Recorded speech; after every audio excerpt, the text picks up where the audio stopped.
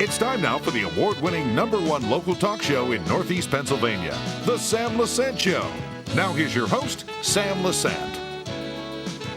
Hi everyone, I'm Sam Lesante. Thank you for joining us this tonight on School Board Debate. We're live here at our studios on 109 West Broad Street. This show will be repeated a number of times over the Saturday and Sunday, plus probably the day before election. I want to thank all of you for joining in tonight. I also want to welcome here in the studio Mia Light from our media partners, the Standard Speaker and the Citizen's Voice. For more on this debate, please turn to the Standard Speaker tomorrow's edition. All right, folks, $120 million corporation. Now, the Luzerne County millage, we're talking about the Hazleton Area School District. The Luzerne County millage is 8.86 mils based on 100% assessment. So if your home is assessed at $150,000, you pay on the full assessment, meaning a school tax of approximately $1,329. Schuylkill County millage is 39.65 mils based on 50% assessment, and Carbon County is based on 29.28 mils, and their assessment was done in 2001. Keeping in mind that's based on 50%. So millage is important, and your taxpayers are also paying for the price. So we do need qualified people to serve on the school board, people who are knowledgeable and have experience. So you be the judge after the show. Now I'd like to welcome the people who are here tonight, Mr. Tony Bonomo, Dr. Bob Childs, Brian Early. Rocco Formica will be joining us. He's teaching a class. He'll be joining us a little later on. Robbie Wallace and Marfie Dagenhart-Yannick. What we're going to do, folks, we're going to give them 2 minutes apiece to reintroduce themselves to you, tell them why they should either be reelected or elected, and then we will have questions. They will have a chance to respond 2 minutes apiece to the question, and they'll have, if a person's name is mentioned during their response, we'll give them 1 minute. So let me start off with Mr. Bonomo. Tony, please tell the audience why they should reelect you. Hello, people. I am currently a school director in the Hazleton Area School District, and I feel the need to run again because of the fact that I don't think 4 years gives you enough time to accomplish everything that you wanted to accomplish. That is my main priority. At this point in time, we have addressed overcrowding. There's several other issues that we certainly need to keep pursuing forward. That, along with the fact that I'm a fiscally responsible person, I think any board in particular needs people with experience, financial experience, and I think I'm certainly the guy to bring that to the table. That it, Tony? Okay. Dr. Childs? My name is Bob Childs. I'm suffering currently from an occupational hazard. I'm a little hoarse, so I do apologize for that. I am, like Mr. Bonomo, a member of the current school board. I believe firmly that education is the most critical component of a community, that the success of the children leads to an ever progressive community, one that is fiscally responsible, fiscally sound, with an appropriate tax base, with appropriate jobs for its youth.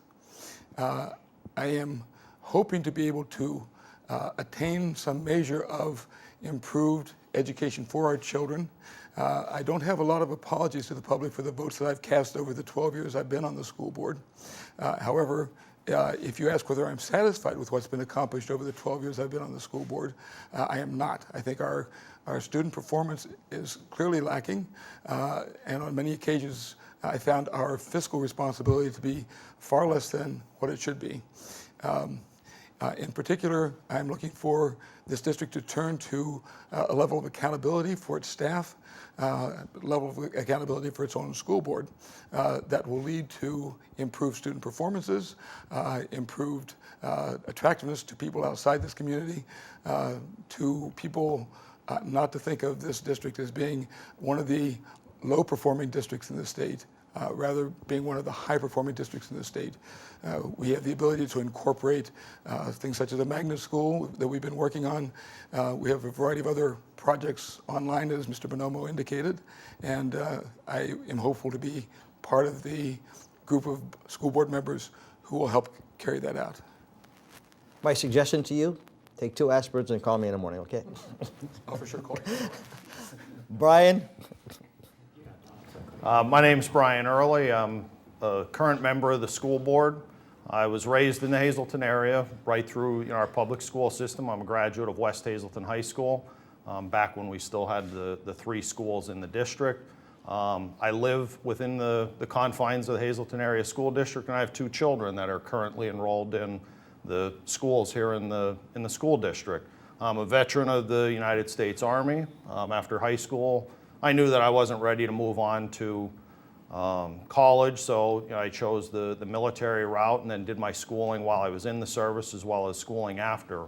I do currently own and operate 3 businesses here in the Hazleton Area School District, and my primary occupation is as a chartered financial consultant. In that role, I work with individuals and businesses every day, keeping their fiscal house in order. And that's one of the things that I've brought to the table, here in the school district.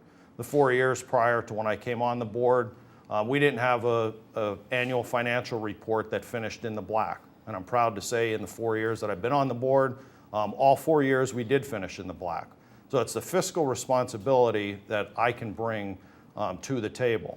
I also agree that we need to have accountability in our school district. That means holding people's feet to the fire, which is something I think that we have done. Addressing the overcrowding is one of the things that we just accomplished with the purchase of the Can-Do building and the Hayfie building. I decided to run again because we're at a crossroads in this school district. We have the magnet school that we're looking to bring online, which will increase and elevate the standards within the school district. By putting on a magnet school and having students that we educate in the science, technology, engineering, and math, we can attract white-collar, better-paying jobs to the area, and that's one of the things that we really need to focus on. Thanks, Brian. As I mentioned, Mr. Famico will be here joining us a little later on. He's teaching a class. So now we'll go to Mr. Wallace. Robbie? Hi, I'm Robbie Wallace. I'm the political newcomer here. First of all, I want to thank Mr. Lesante because I think this gives us a great opportunity tonight for us to sit here and talk about the issues with the kids. What's going to take place from the magnet school to the superintendent, PSSA scores. I think it's a great forum for us to have that opportunity. Secondly, you have some very good people here, 3 with experience, 3 over on this side who doesn't have any experience running a district. I think you have good people here. We might not agree all the time, but you have people who are really concerned about the children. I taught in the Hazleton Area School District for 33 years. I was born and raised in Cunningham. I went through West Hazleton High School. I loved the Hazleton Area School District. And I decided to run to give back what they gave to me. During my time period, being on the inside a little bit, we've seen it all. Well, I've been there when our SAT scores were the best in the county. I've been there when they've dropped. I've been there through all the buzzwords with paradigm, school within a school, less is more. What I see as a problem, and accountability is a great thing to mention, it has to start with us. The 9 people on the school board have to be accountable first. If we're going to institute programs, we have to follow through with the programs. Too many times in my career, I've seen us start things and never finish anything. And the one thing that's the most important is I don't care who wins this election. Everybody here is going to do what's best for the children. And that's the most important part. We lose sight sometimes with personalities that we're here for the kids. I can guarantee you this. I'm going to do what's best for the kids. We'll agree sometimes, we'll disagree sometimes, but if everybody works towards what's best for the kids, we're going to be very successful, and let the accountability start with us. Thank you, Robbie. Marfie Dagenhart-Yannick. Hi, I'm Martha Dagenhart-Yannick. I am a newcomer to the political scene.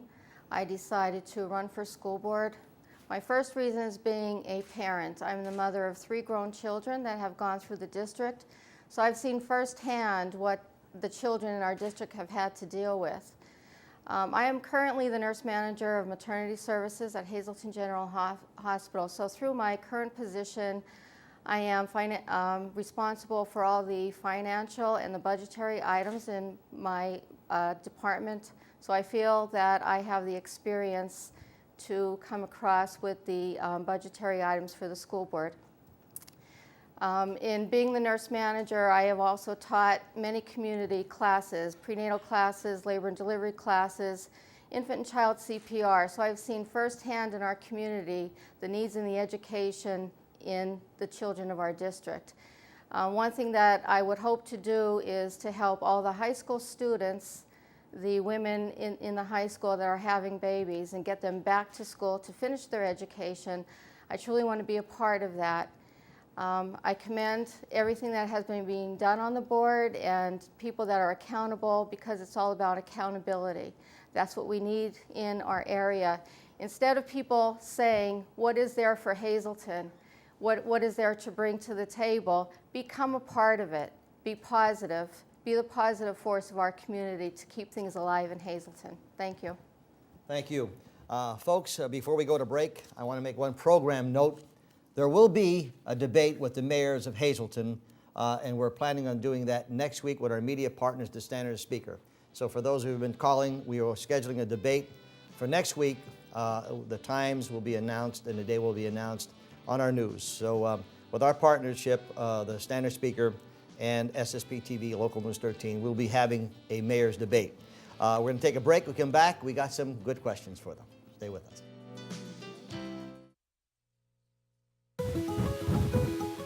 When your car has seen her last mile, you want to make sure her old parts and fluids go here and not here. At Harry's U-Pull-It, we dispose of your old car parts the right way, recycling every piece possible. From parts to fluids, when you bring your old car to Harry's, you'll know that our state-of-the-art system is keeping your footprint as green as possible. Harry's U-Pull-It. I'm voting for Jennifer Rogers because she'll restore integrity to our courtrooms. She is not a career politician. She spent her career being the voice of people who didn't have one. Jennifer is the most committed and dedicated person that I know. She understands how important this election is. She understands the needs of the people of Luzerne County. She represents the people, not the politicians. We can't afford another scandal in Luzerne County. On November 8th, judge for yourself. She's a keeper. At the law firm of Glassberg and Daganero, we offer over 35 years of service, specializing in workman's compensation, construction law, commercial transaction, business litigation, real estate, zoning, estate planning, elder law, estate administration. Call us at 455-8534. Glassberg and Daganero, here to serve you at 81 North Laurel Street, Hazleton. Hi, I'm Joe Sklarowski. I'm proud of my family's ties to the greater Hazleton area. It's where my wife, Megan Kennedy, and her family were born and raised. It's where our 4 children were born, and it's where we have many friends and family. If elected judge in Luzerne County, I pledge to be a voice for the people of the greater Hazleton area. I respectfully ask for your vote for a judge on November 8th. Thank you.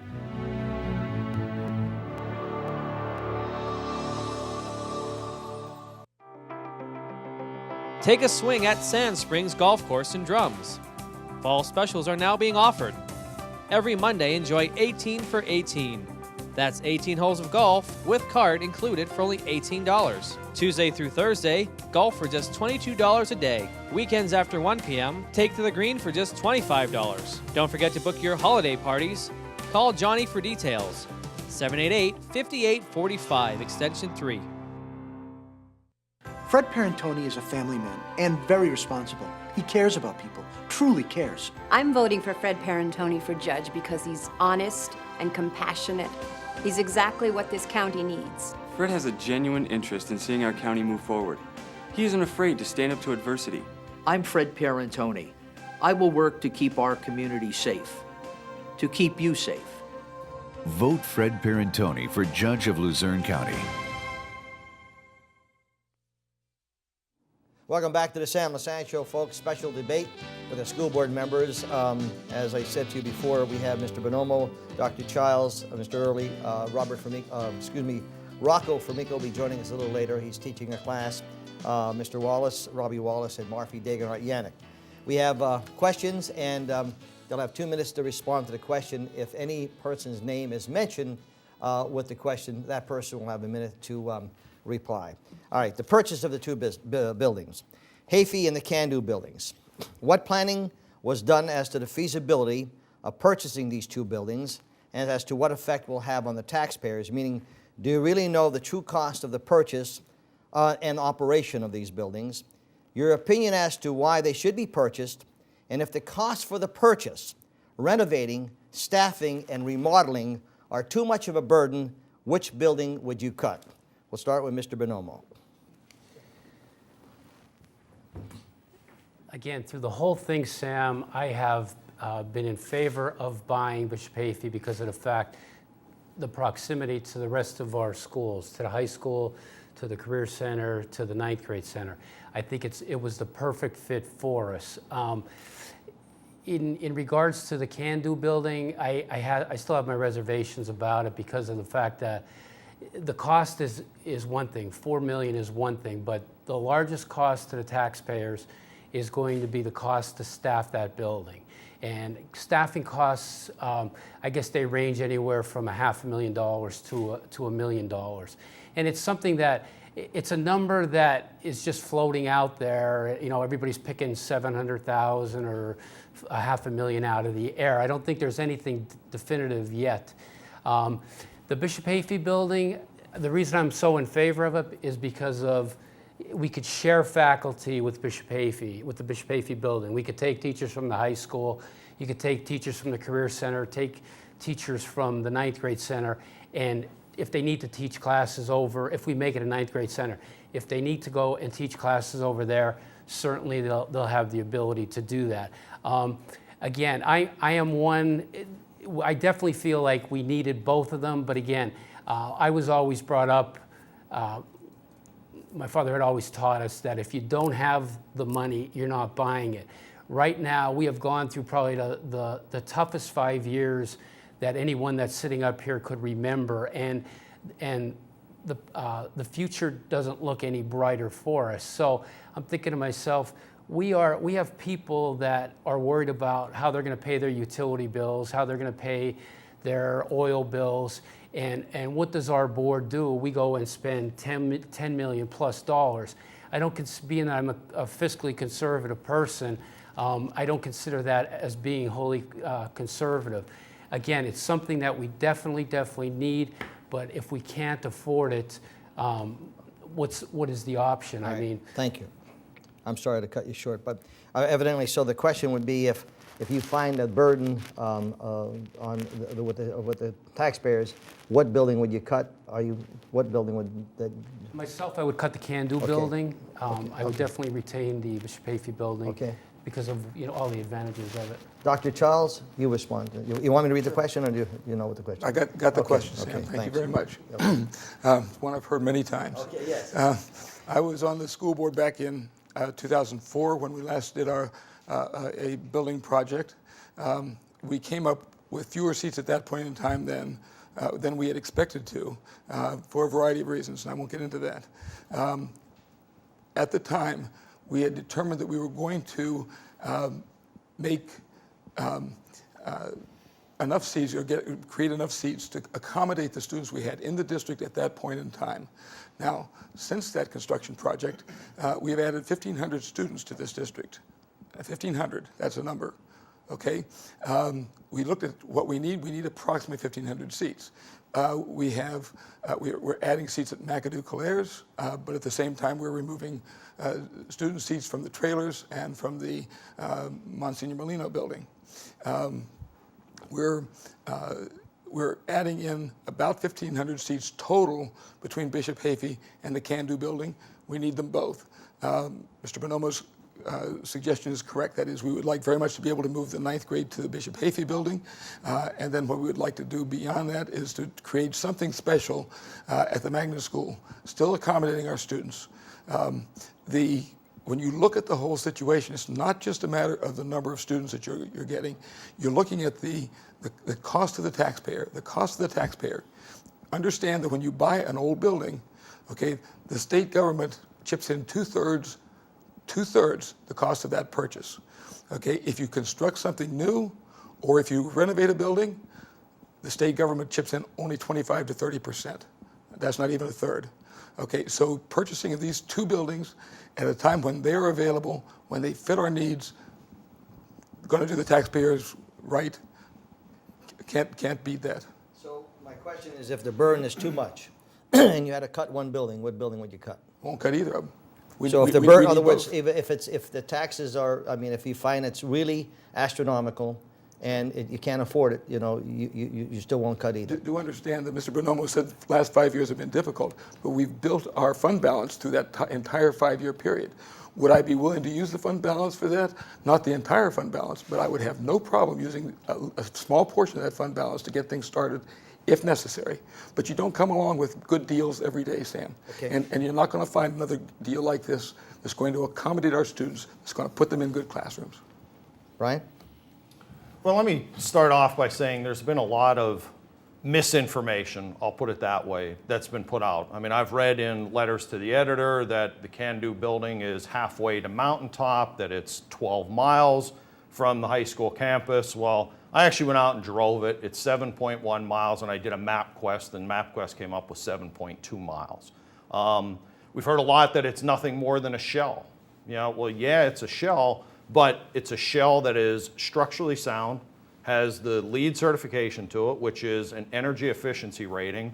We can actually fit, based on the architects, Crabtree Rohrbach, according to their estimates, we can fit about 642 students into the Can-Do building at a cost to renovate the entire building at $12 million. To put 572 students into Bishop Hayfie, our cost is $16 million. Now that's between purchase price, renovations that are done to the building, and equipping the building for a magnet school, which a magnet school is going to require some upgrades to lab equipment over and above what we're used to having right now.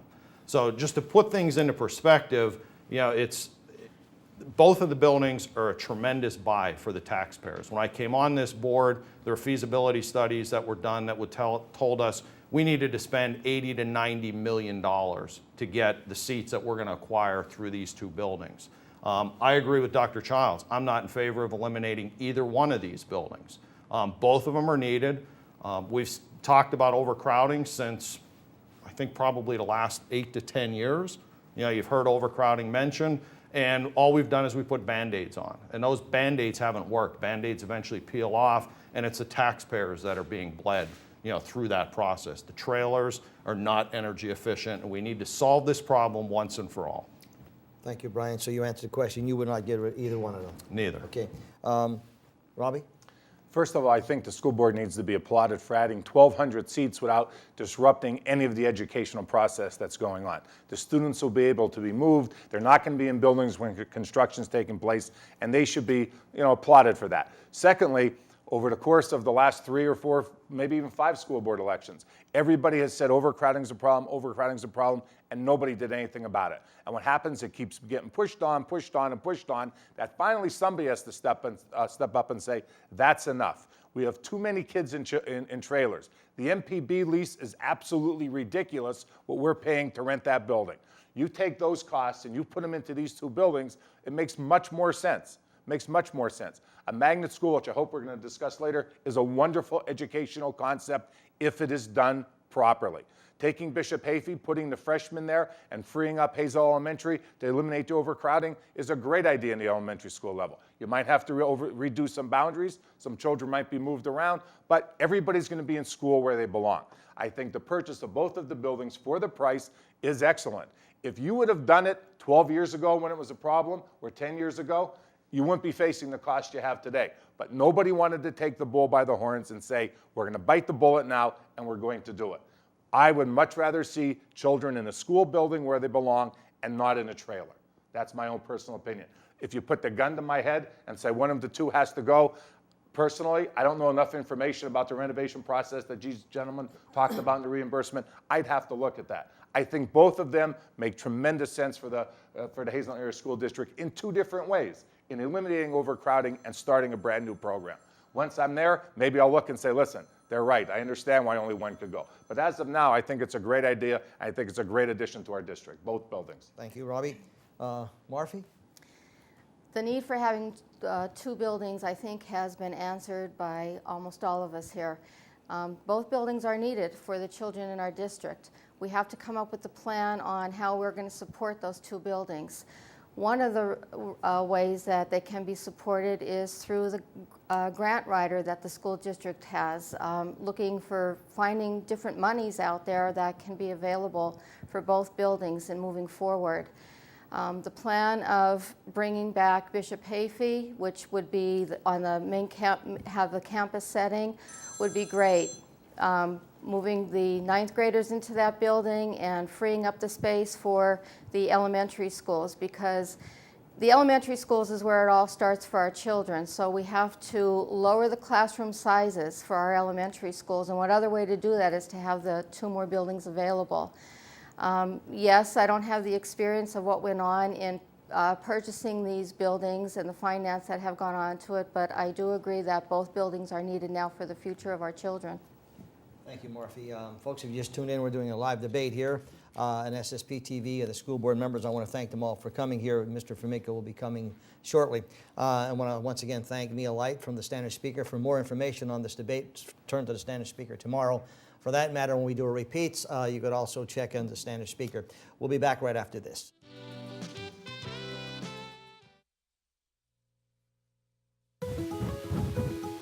When your car has seen her last mile, you want to make sure her old parts and fluids go here and not here. At Harry's U-Pull-It, we dispose of your old car parts the right way, recycling every piece possible.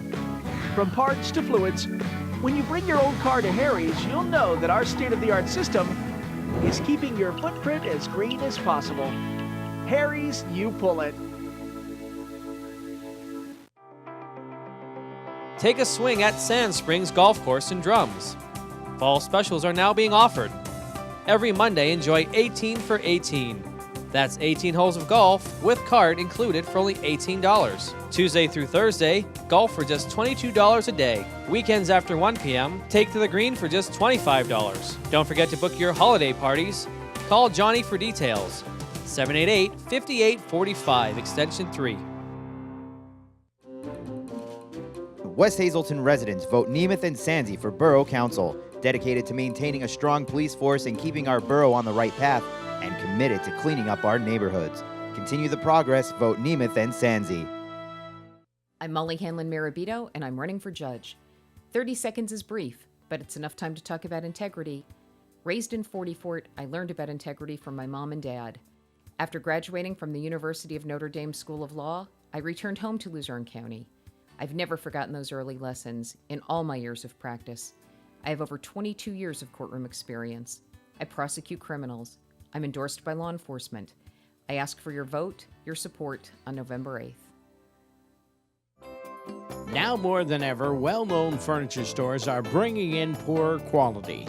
If you want to walk into a store and see furniture you'd be proud of, come to Farrow's Furniture Store in Hazleton. The key to our success is simple. We've always sold furniture of quality, good enough to put into our own homes, and that says it all. Stop by the Farrow Furniture Store on 77 North Wyoming Street, Hazleton. Luzerne County needs Dick Hughes as judge. With the highest ethical rating possible, he'll bring integrity to our court. Dick Hughes, a quarter-century of broad-based legal experience in the courtroom, and as a criminal prosecutor, he's endorsed by law enforcement. Dick Hughes, committed to running an efficient court that saves tax dollars. Vote Dick Hughes for judge. The right person, the right time. Since 1949, Craig's Tire and Auto has been servicing the Hazleton area with fine gas products and service. Going on right now is a special on 4 new Cooper tires. You will get $40 to $75 in mail-in rebates. Craig's Tire and Auto Service, your winter car headquarters at 620 East Diamond Avenue in Hazleton. Luzerne County is about to begin a new future with a new home rule government. Now we the people need to vote for the best and most qualified candidates to serve on Luzerne County Council. Rick Morelli is someone who has been involved with the home rule process from the beginning and understands the complexity and challenges ahead in dealing with this new form of government. Rick Morelli, who will be a strong voice in southern Luzerne County and who will represent us proudly and fight for our future.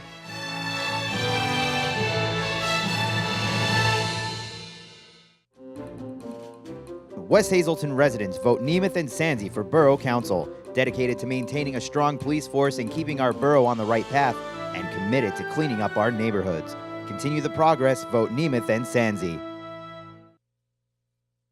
Thanks for staying with us, folks. You're watching live debate here on SSP TV, and remember, we'll be airing this at least 4 or 5 more times before the election. My guests tonight are Tony Bonomo, Dr. Childs, Brian Early, Rocco Formica will be joining us a little later on, Robbie Wallace, and Marfi Dagenhart-Yannick. Okay, second question. The stand about hiring a new superintendent. Do you feel it was, this will go to Dr. Childs first. Do you feel it was a good management move to have Mr. Sam Marola collect over $180,000? This includes vacation, sick days, and benefits. If Mr. Marola did not do his job, why not just fire him and save the taxpayers all this money? Dr. Childs? Good question, Sam. I would point out that 4 of us on the board wish to do exactly that. Mr. Early, Mr. Hahn, Mrs. Yankiewicz, and I wish to do exactly that.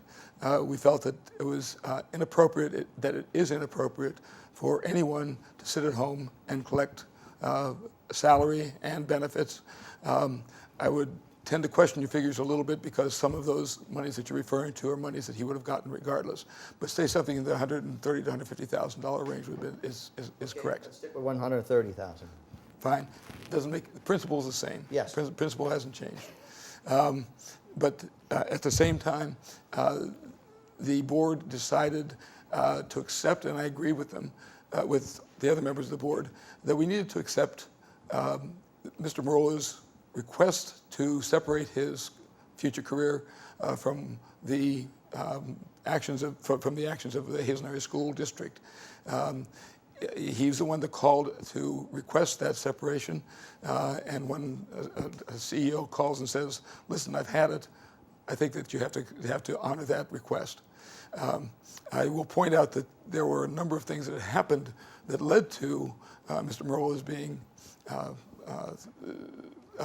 kind of basically, if you would, separated from the school board and from the district, ranging from some failure to communicate. He began to talk only to a very few members of the board, and the rest of us were absolutely out in the cold, many times not knowing what we were coming up against at meetings. This was despite warnings at the time of Mr. Marola's evaluation. We found that he told some tales that were either based on misunderstandings or frank lies. He told it not just to the board but to the public. But we think we've got the opportunity now to make things right, and we will. Why didn't you fire him then? Four members of a school board doesn't make a majority. Okay. 4 of you decided that you wanted to fire him, but 5 decided not to. That's correct. Okay. Mr. Early? Yeah, I did, vote to unfortunately give Mr. Marola his $130,000 salary for the next year. As Dr. Child said, I was one that wanted to outright terminate him. I felt that we had absolute just cause to do it. The concern that always comes in with any situation like this is Mr. Marola would be entitled to take us to court over it. Personally, I felt that it was worth it to go to court over this. And I looked at things strictly through a financial prism. Mr. Marola cost the taxpayers of this school district a lot of money.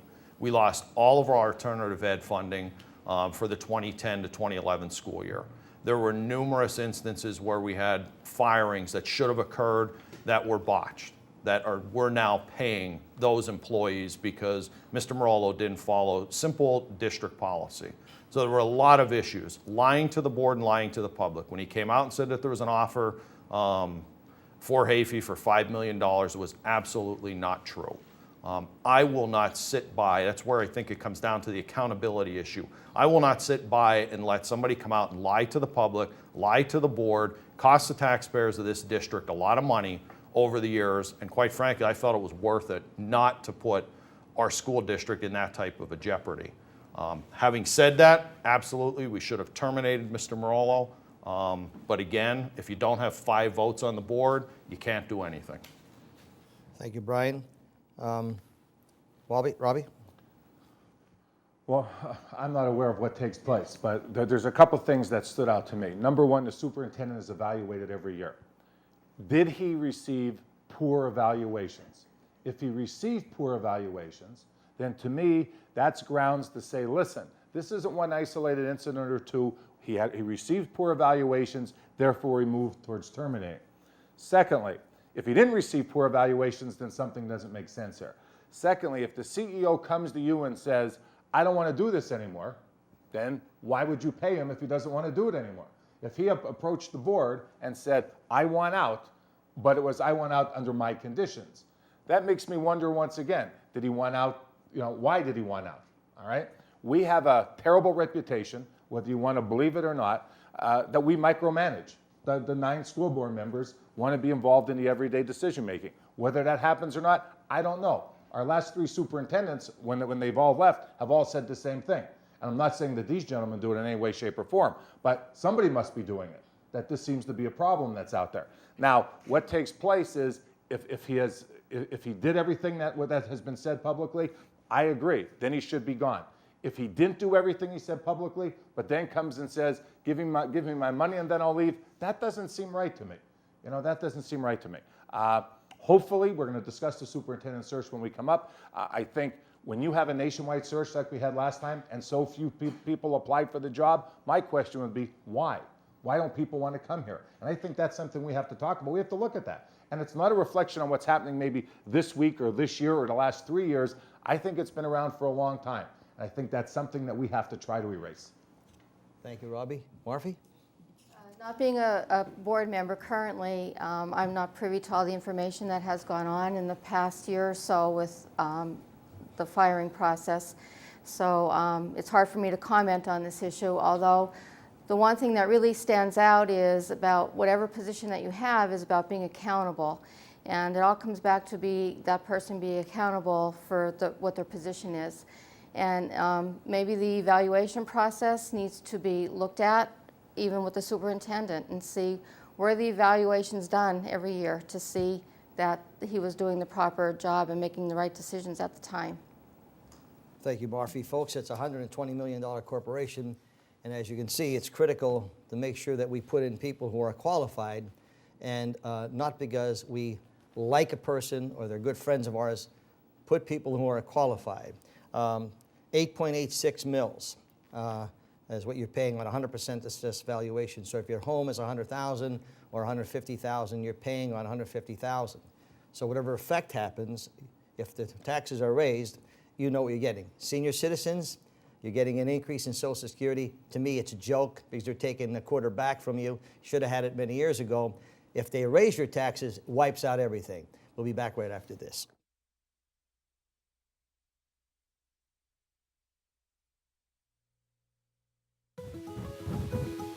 When your car has seen her last mile, you want to make sure her old parts and fluids go here and not here.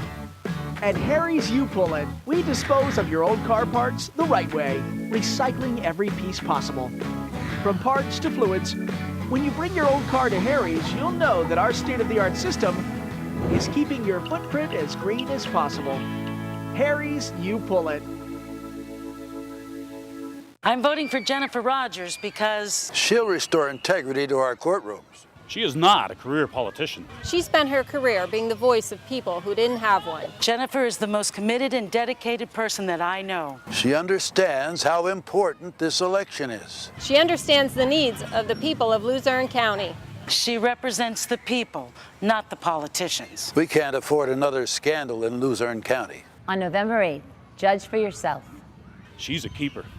At the law firm of Glassberg and Daganero, we offer over 35 years of service, specializing in workman's compensation, construction law, commercial transaction, business litigation, real estate, zoning, estate planning, elder law, estate administration. Call us at 455-8534. Glassberg and Daganero, here to serve you at 81 North Laurel Street, Hazleton. Hi, I'm Joe Sklarowski. I'm proud of my family's ties to the greater Hazleton area. It's where my wife, Megan Kennedy, and her family were born and raised. It's where our 4 children were born, and it's where we have many friends and family. If elected judge in Luzerne County, I pledge to be a voice for the people of the greater Hazleton area. I respectfully ask for your vote for a judge on November 8th. Thank you.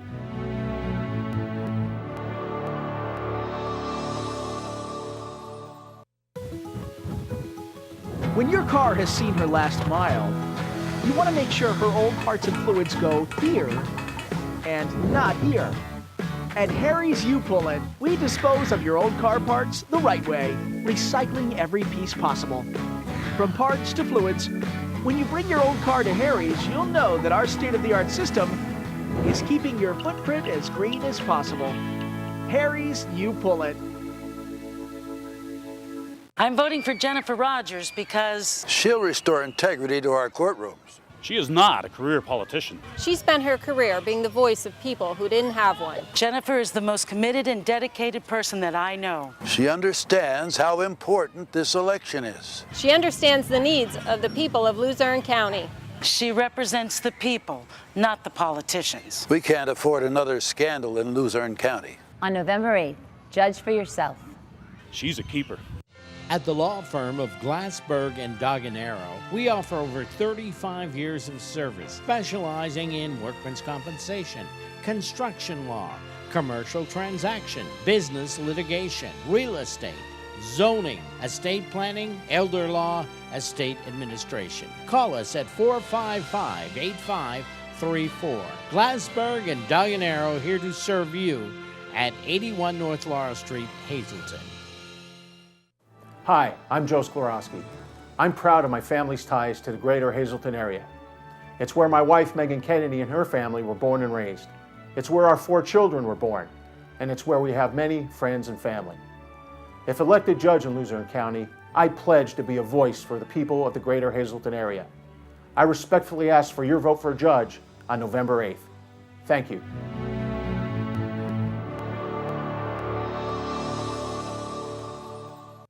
Fred Parentoni is a family man and very responsible. He cares about people, truly cares. I'm voting for Fred Parentoni for judge because he's honest and compassionate. He's exactly what this county needs. Fred has a genuine interest in seeing our county move forward. He isn't afraid to stand up to adversity. I'm Fred Parentoni. I will work to keep our community safe, to keep you safe. Vote Fred Parentoni for Judge of Luzerne County. Welcome back to the Sam Lesante Show, folks. We have a live debate here with the school board members, those people running for election. The last question I had, I forgot to give Mr. Bonomo a chance to respond to that. And the question was hiring the superintendent, that we feel it was a good management move to have Mr. Marola collect anywhere from $130,000 plus. If he didn't do his job, why wasn't he fired? Tony, you want to respond to that question? First of all, thank you for the extra time to think about the answer to my question. I believe, and I may stand corrected, but I think I'm the only one that voted against giving Mr. Marola the buyout of 130 plus. Again, every decision that you make when you're on the school board, I try to keep the taxpayer in mind. You know, I wasn't part of the negotiations, but what we did was we asked the teachers to take a freeze, we asked the administrators to take a 2-year freeze, we asked support personnel, maintenance to take a freeze, and then what do we end up doing? We end up giving Mr. Marola a golden parachute towards retirement. Like, again, I mean, it certainly was a good deal for him as far as that goes, but again, it's just another part of it. I don't think it was the fiscally responsible thing to do, and for the record, I know I am the one that voted against it. Let's stay with you, Tony. Okay, the next question. I don't want to miss out on this time, and I'm going to cross your name right here, okay? Staying with the superintendent, is it necessary for the board to spend another $30,000 to $50,000 to find a superintendent when we have very well-qualified people in the district now? And why do we keep getting rid of superintendents? In some educational circles in the state, we've become a laughingstock for the hiring of superintendents because of the politics that are being played regarding the superintendent's position. What is your position on hiring of a new superintendent? At this point in time, Dr. Antonelli seems to be doing a sufficient job. Is there a need to go out and get someone new from the outside? I guess everybody you talk to is going to give you a differing opinion. They feel like someone from the outside is going to have newer ideas, fresher ideas. But again, I don't think anybody has a complaint with Dr. Antonelli in the job that he's doing. Again, for my opinion is if we go and do this nationwide search again, all we're doing is we're whacking the taxpayers another $25,000, $35,000, $45,000. And in the end, we may, if Dr. Antonelli applies for the job, we may end up giving him the job in the regardless of who else is out there. So I think it is at this point, I think it's a waste of money to do a nationwide search. And again, if I may stand corrected by Dr. Childs and Mr. Early, but Dr. Antonelli seems to be doing quite a sufficient job. Okay, I'm going to go to Brian right now. Brian? Well, I agree. Dr. Antonelli is doing a phenomenal job. Does that mean we should not do a search, to see if there's other candidates that are out there? Absolutely not. Nobody has talked about doing a nationwide search like we did the last time, and spending that types of money. In fact, Dr. Childs, Bob Mahalik, and myself, have talked about, let's put together a team, and we're looking at using superintendents from some of our neighboring school districts, our labor attorney, possibly bringing in the deans from Wilkes or King's or Scranton University, but trying to put together a team that can go out and actually interview the candidates that apply for the positions. The last time we did it, I believe we had 13 applicants, and then that was screened down from the 13, I believe, to 7 that we interviewed. So I don't believe that we should short circuit a process and say that we're not going to, do a search. If it ends up being Dr. Antonelli, then it ends up being Dr. Antonelli. But from my standpoint, I want that decision to be made by superintendents, deans of colleges, not by us as a board. I think we get too politically connected and too politically involved in that type of a process. I would rather have them do the screenings, bring us the top candidate. The top candidate last time we didn't end up hiring because he was from outside the district and we didn't have the votes to bring the gentleman in. So I think this process needs to be transparent and it needs to be done by individuals that have the expertise that can do this type of a search, whether it's regional, nationwide, leave it up to them. Thank you, Brian. Robbie? I agree with what they've said about Dr. Antonelli. I've had the pleasure of knowing him as administrator in the district for years, and he's done a great job. I think you do have to advertise the position just to see who might be interested. I don't think you have to go looking for people. I think if you have an attractive school district that people want to come to, you advertise and you see who wants to come here. Personally, I think we need somebody who has central office experience because we've been burned by that in the past. We need somebody who's been in an urban school district because we are an urban school. We're no longer a suburban district. And thirdly, we need somebody who's strong-willed, who doesn't have any ties, who can come in and tell the 9 board members, I run the district. You have picked me to be the educational leader. If you take any college, a college has a college president who runs the day-to-day activity of the college. The board of trustees of Bloomsburg University isn't calling the board president of the university every day, telling him what to do. I think what also has to happen is once that list is narrowed down to 2 or 3 finalists, I think we bring them into the community. I think we bring the superintendent candidates in to give a presentation, a 20-minute presentation to the community as to where they stand, as to what it is they, what their vision is for our district. And let the people ask questions. Let the taxpayers come, let teachers come, let administrators come and talk to them. Take the candidates around on a tour of our district. Take them to all the buildings. Let them see what's going on. Let them ask us questions. And transparency is great. I agree 100%, but I think you need as much involvement from the community as possible so people know who this person is. Let him him or her spend a day or 2 here. If we go through that process and it's Dr. Antonelli, that's great. That's wonderful. If we go through that process and maybe Dr. Antonelli isn't interested, we don't know that. But I think you have to go through the process and just see what is available and what vision people have for our district. Thank you, Robbie. Marfi, your reply. I also think that Dr. Antonelli is doing a phenomenal job at his present position, and I think that we need to do a search to see who would be the best candidate for the position as superintendent of the school district. Finding what expertise that person would have to bring to our community.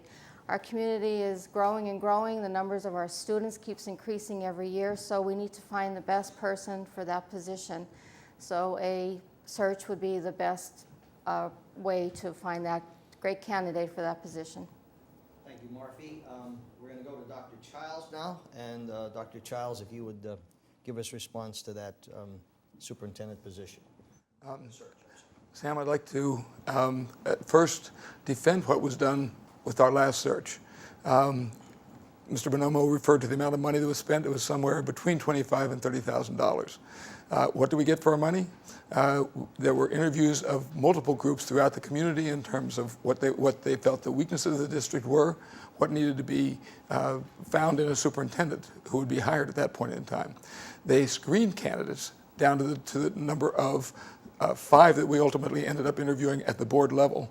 There were 2 from in the district. There were 3 from outside the district. I think the process worked extremely well. What it also did, which nobody's alluding to here, is that it also set the groundwork for doing our next superintendent search without spending $25,000 to $30,000. So I believe that it was done in a very timely fashion and was done very thoroughly and very appropriately last time around. Did we end up with the wrong answer? You can argue that one. Now, as far as what happens with the current superintendent search, I'd like to echo a couple of the things that Mr. Wallace said. Number one thing is you've got to get somebody in this district who is not going to be bossed around by anybody else, brings vision for education in this district, whatever that vision may be, and proceeds to work toward improvement of our school district. Number 2, that individual must have excellent integrity. And that's, I can't emphasize how important that is. And number 3, has got to have the guts to go out and make the staff of this school district be quite accountable,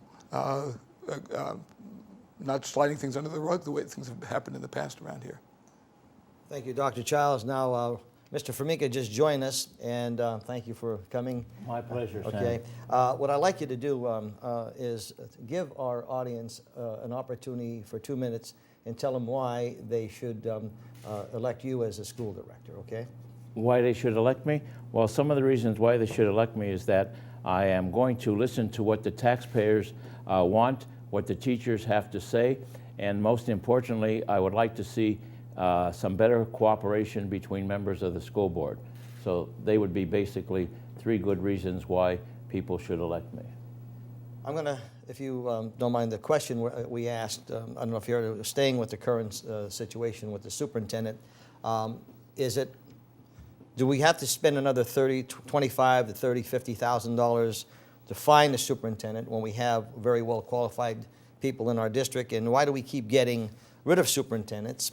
In some educational circles in the state, we become a laughingstock for the hiring of superintendents because of the politics that are being played regarding the superintendent's position. So what is your position on the hiring of the superintendent? Well, Sam, I agree with you wholeheartedly. First, that's not my opinion. I understand, okay. But I'm giving you a little bit of opinion.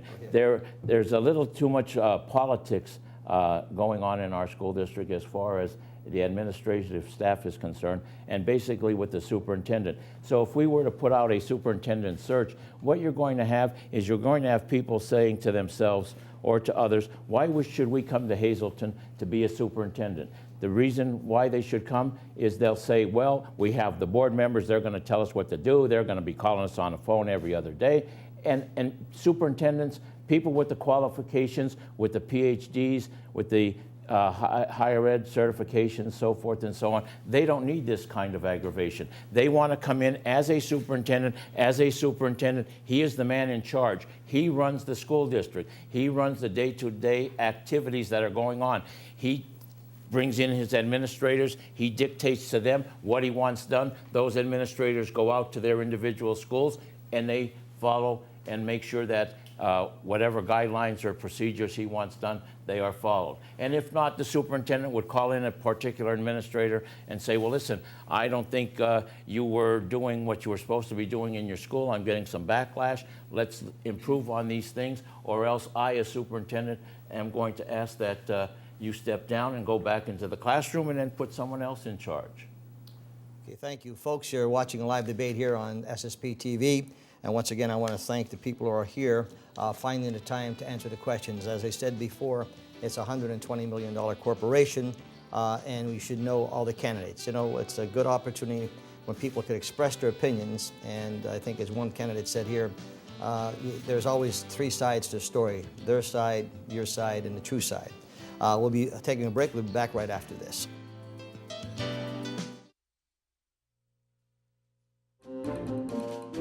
West Hazleton residents vote Nemeth and Sansi for Borough Council. dedicated to maintaining a strong police force and keeping our borough on the right path, and committed to cleaning up our neighborhoods. Continue the progress. Vote Nemeth and Sansi. I'm Molly Hanlon-Marabito, and I'm running for judge. 30 seconds is brief, but it's enough time to talk about integrity. Raised in 40 Fort, I learned about integrity from my mom and dad. After graduating from the University of Notre Dame School of Law, I returned home to Luzerne County. I've never forgotten those early lessons in all my years of practice. I have over 22 years of courtroom experience. I prosecute criminals. I'm endorsed by law enforcement. I ask for your vote, your support on November 8th. Now more than ever, well-known furniture stores are bringing in poorer quality. If you want to walk into a store and see furniture you'd be proud of, come to Farrow's Furniture Store in Hazleton. The key to our success is simple. We've always sold furniture of quality, good enough to put into our own homes, and that says it all. Stop by the Farrow Furniture Store on 77 North Wyoming Street, Hazleton. Luzerne County needs Dick Hughes as judge. With the highest ethical rating possible, he'll bring integrity to our court. Dick Hughes, a quarter-century of broad-based legal experience in the courtroom, and as a criminal prosecutor, he's endorsed by law enforcement. Dick Hughes, committed to running an efficient court that saves tax dollars. Vote Dick Hughes for judge. The right person, the right time. Since 1949, Craig's Tire and Auto has been servicing the Hazleton area with fine gas products and service. Going on right now is a special on 4 new Cooper tires. You will get $40 to $75 in mail-in rebates. Craig's Tire and Auto Service, your winter car headquarters at 620 East Diamond Avenue in Hazleton.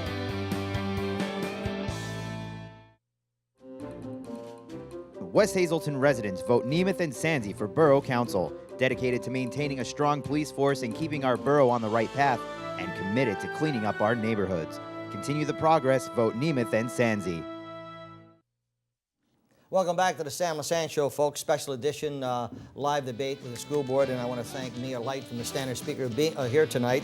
Remember, for more details on this debate, turn to the Standard Speaker on Media Partners. Okay, question. Micromanaging the school district. From our sources, we received a copy of a conversation made to a school district employee. The same person is a proponent of hands-off policy from school board members, but she herself is not a hands-off school director.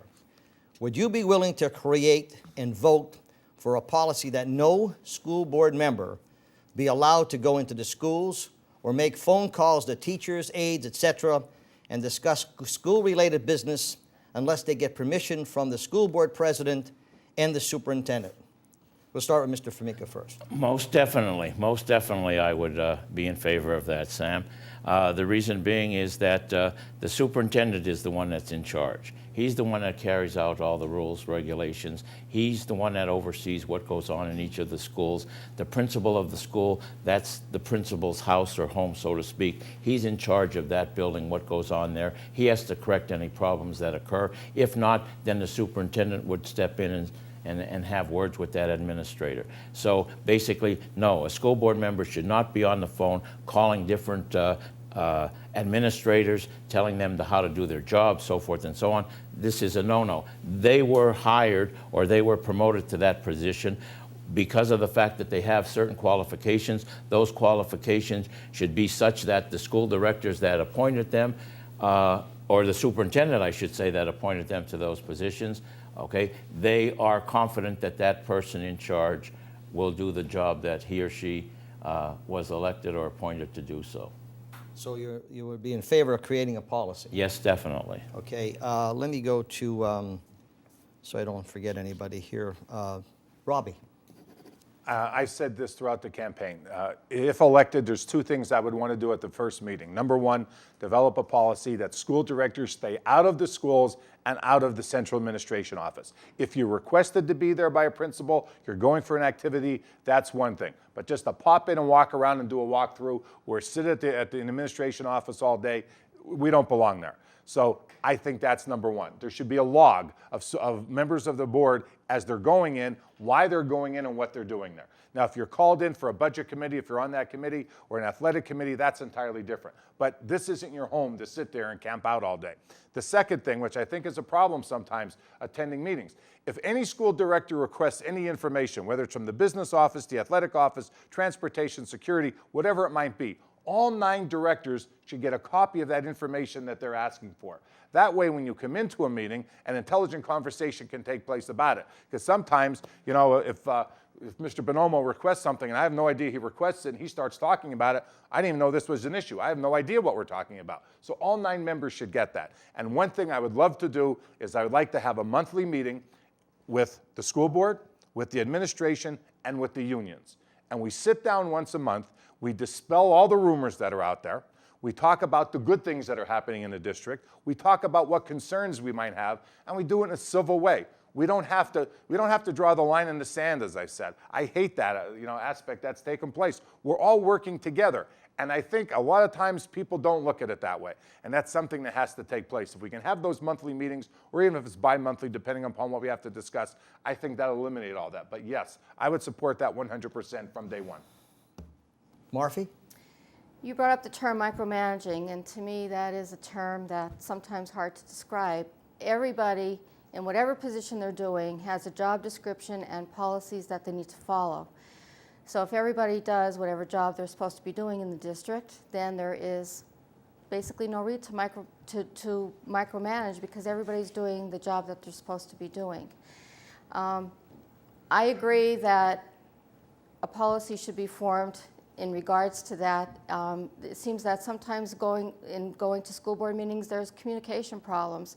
Things are being discussed, and even for the general public, things are being discussed or being voted on, and nobody really knows what the vote is being voted on.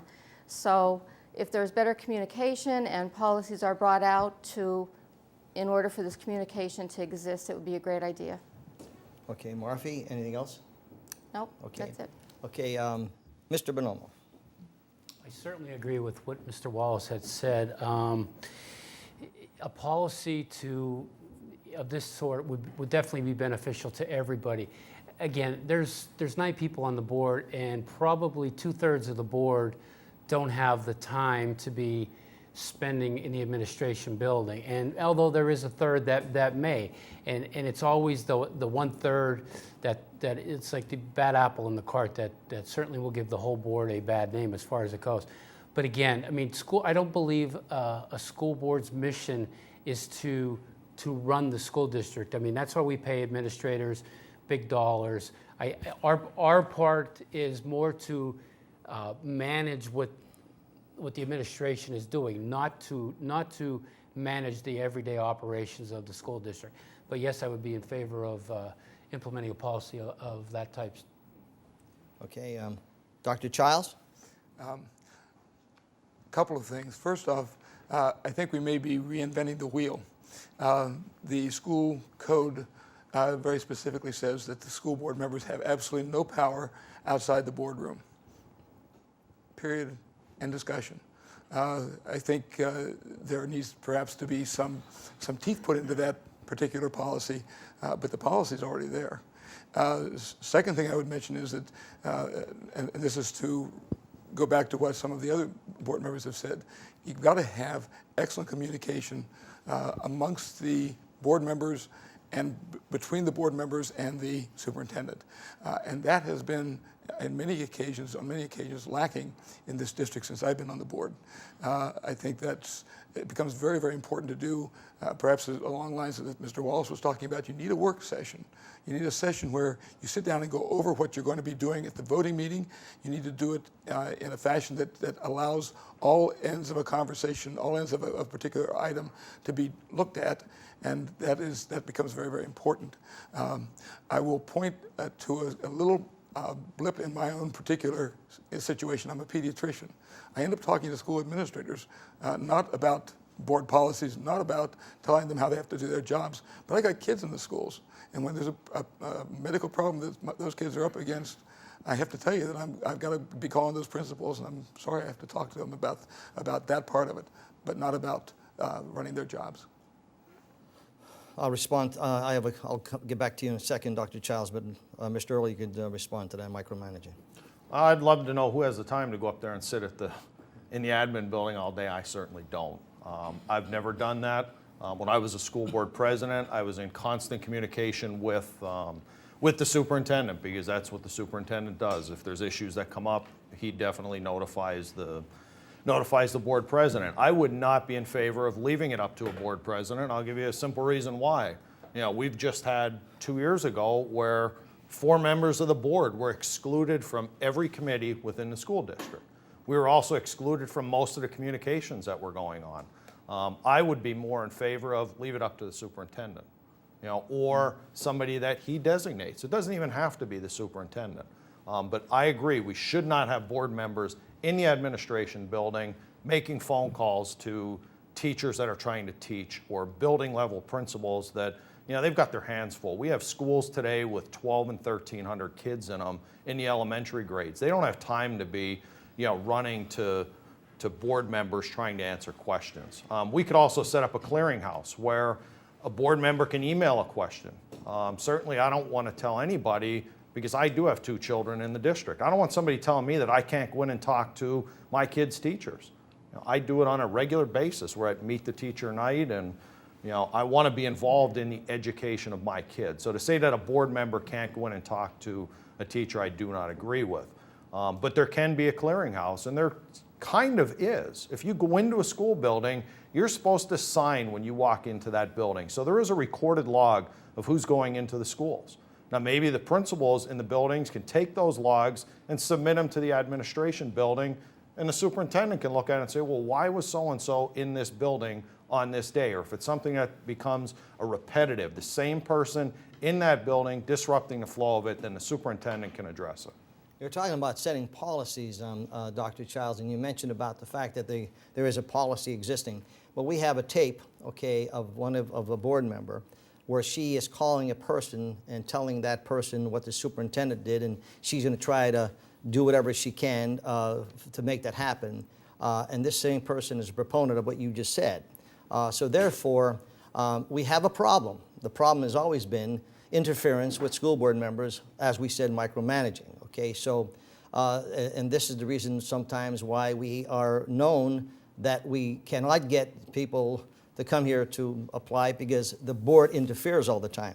So staying on that policy, how do you feel? I'll give you about 1 minute, each one of you, 1 minute to respond to that. How do you feel about that school board member? Should she be reprimanded, okay, for doing that? Or what are your thoughts about that? Okay. To expand on what you're saying, Mr. Lesante, I would point out that there are several school board members on the current board who are very clearly in the buildings, in the administration offices, doing micromanagement as we speak. You can't narrow it to one. The second thing that I'm talking about this one person right now. Okay, I don't know about anybody else. I have a tape, okay, that I was going to play, but I didn't want to play it because of time. We have a person, a female, on the board, okay, who is calling, and she's already done something with the superintendent. She's interfering, okay? How do you feel about that? Let me take something that's a little bit more to the point.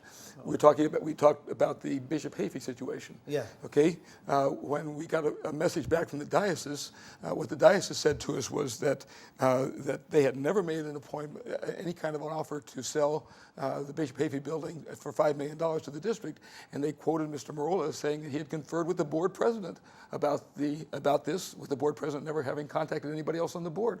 I think that's even more serious, Sam, than anything you're talking about at this point in time. So if you didn't answer my question, okay, all right. Why should I answer for one when it Well, pertains my to question all? is, should that person be reprimanded? I think Mr. Wallace's approach is correct. What you do is you set up a policy and you stick with it, and you no longer allow this kind of interference to go ahead. I will say though that teachers do call us. Okay, you do understand that staff members do call us, and what I've tried to do over the years is to get the information to the appropriate person, whether it be the superintendent or whether it be the principal of the building or whether it be the hiring committee or whatever. I try to get the information and say, look, here's what's coming out. Okay, thank you, Doctor. Tony, you want to respond to that? Again, I echo Brian's thoughts too. How anybody on the board has the time to spend to implement policies, to be worried about the day-to-day activities on the school board. It's just beyond me. I know Brian's a working man. I know myself, Dr. Childs is, so I could almost assure you that it's neither one of us three. But again, there are people that have the time, and it seems to be very destructive. Do I think that this person, now that you mentioned it was a she, I would say, well, yeah, I think she should be reprimanded, or even if it was a he, they should be reprimanded. That's completely out of the realm of what a school director's responsibility is. Okay. That's a pet peeve I've been talking about on my show for many, many times, is the fact that they talk to two sides of their mouth. They're talking about that they do not want to interfere, but yet they're behind the scenes interfering, and this causes a lot of problems. Rocco. I feel the same way as Tony does. That person should be reprimanded, and if they continue to do what they're doing, then they should be asked to resign from the school board. That's the brunt of it. I would go that far as saying, if you're going to continue on this course, there's no alternative left but for us as a board to maybe vote and have you taken off the board. Also, if I'm a board member and I'm getting telephone calls from someone and they're asking me about a particular problem, let's say at the high school level, I would say to them, well, here are the channels that you go through. Not me. You go through the building principal. From there, if he doesn't, then you go up the line, up the ladder, okay? In other words, as far as I'm concerned with that phone call, hands off on my end. Let them do what they have to do. I would give them the proper protocol, the proper procedure to follow, and let them try to solve the problem. Or if I heard the problem, I would just discuss it with a board member. Or maybe I would discuss something like that, with the board around, with the superintendent. Brian, your reaction to that? I don't know the specific instance that you're talking about, but this is the type of thing that happens when you have the head of the school district that's not honest with not just the board, but the taxpayers. So I'll be honest with you, I started questioning a lot of the things that Mr. Morello did. I didn't call him, I didn't call members of the school board. What I did was I went right to PDE, and in the case of Bishop Hayfie, I was the one that called the diocese. And I asked him a very simple question. I said, Mr. Morello announced that there was an offer to sell us Hayfie for $5 million. What's included in that offer? The phone call that I got back was they left a message on my cell phone. We don't know what you're talking about. There was no offer from the diocese. And that there must be some misunderstanding. Well, there was no misunderstanding, but it's when you have the head of your school district, the superintendent, that can't be honest with the board members, then at that point, we as a board have to start asking, the serious questions, and it resulted in Mr. Morello being relieved of his duties in the school district. Should that person be reprimanded for making that particular phone call to I'm not going to call for anybody to be reprimanded when I don't know what it's even about. Okay. If you knew it was about, the person is calling a school board, a teacher, telling them everything's okay. I talked to Mr. Morello, and we're going to bring it up at the meeting tonight. Don't worry about anything. If Mr. Morello's involved, I would question everything. Okay. Robbie? Oh, we don't have a minute. Real quick, Brian, first, I never meant that you can't go in during open house or meet the teacher. That means nothing at all like that. And Dr. Childs, great point. Why invent the wheel? The problem is we're not enforcing the wheel. We have the wheel, we have a policy, but we don't enforce it. With Mr. Morello, it goes two ways. Board members are no better than he was if they're playing these same games. And this can't take place. This is what we talk about when we talked about accountability. Everybody has to be accountable. You do not interfere. Period.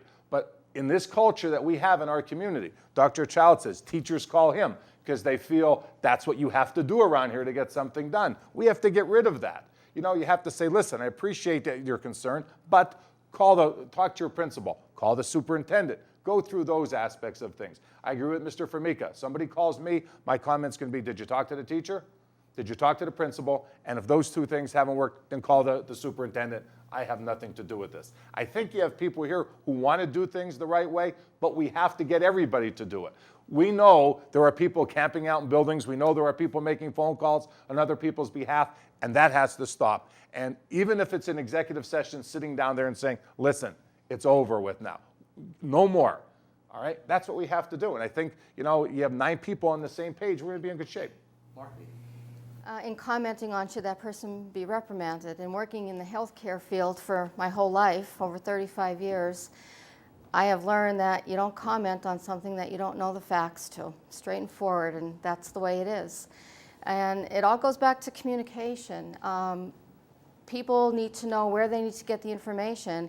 If it's on school board members getting questions from parents, we need to give them the guidelines on what they need to do, the pathway they need to follow. You know, first talk to their student's teacher. If they don't get any results, they go to the next person, which I believe would be either a guidance counselor or the principal in the building, and follow the pathway. As far as board members being in the schools, no, I don't believe that that is the way to go. Okay, Tony? Again, asking myself, Dr. Childs, Mr. Early, you know, should they be reprimanded until, and I don't think anybody really knows the facts. I don't think anybody heard the tape. At least I know I didn't hear the tape. Dr. Childs, Brian, I don't know if you guys, we don't even know what you're talking about, to be honest. Until we hear it, you know, to comment whether we would reprimand her or not, it's pretty difficult to do, I think. Should a school board member be negotiating with a teacher, with a superintendent? Certainly not. Okay, Certainly that's the key point in turn, okay? So, and the question is, if that happened, how many other times is this happening, okay, that the public's not aware of, and what's causing the consternation with superintendents and on the problems, okay, that we have in the school board? These are the kind of things that I'm bringing up. Folks, you're watching live debate on SSP TV. We want to thank our media partner, Standard Speaker. Don't forget, for full details on this debate, turn to the Standard Speaker tomorrow. We'll be back right after this break.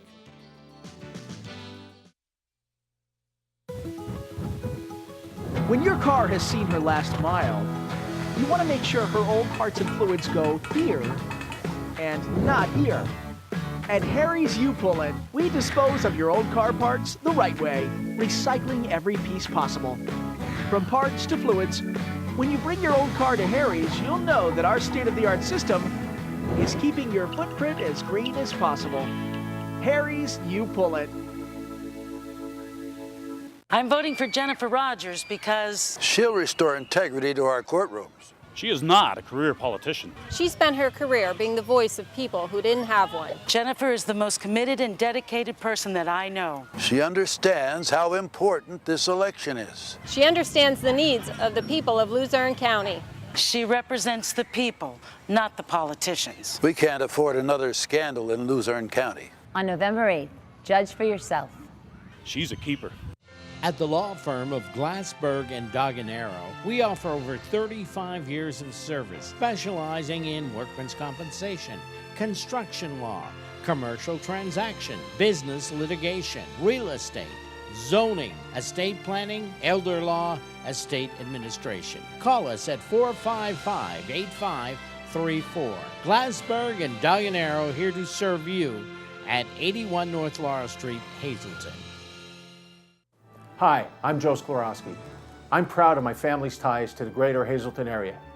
It's where my wife, Megan Kennedy, and her family were born and raised. It's where our 4 children were born, and it's where we have many friends and family. If elected judge in Luzerne County, I pledge to be a voice for the people of the greater Hazleton area. I respectfully ask for your vote for a judge on November 8th. Thank you.